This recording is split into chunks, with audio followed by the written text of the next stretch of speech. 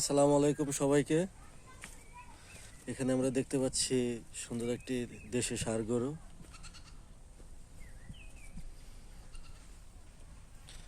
যারা অভিজ্ঞ আছে তারা বলবেন যে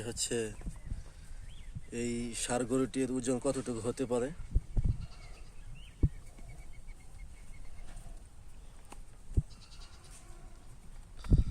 এই ষাঁড় গরুটির ওজন কতটুকু গোস্ত হতে পারে, ওজন কতটুকু হতে পারে অভিজ্ঞরা বলে যাবেন।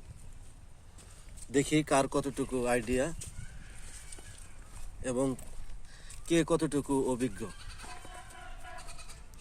আছেন তারা বলবেন।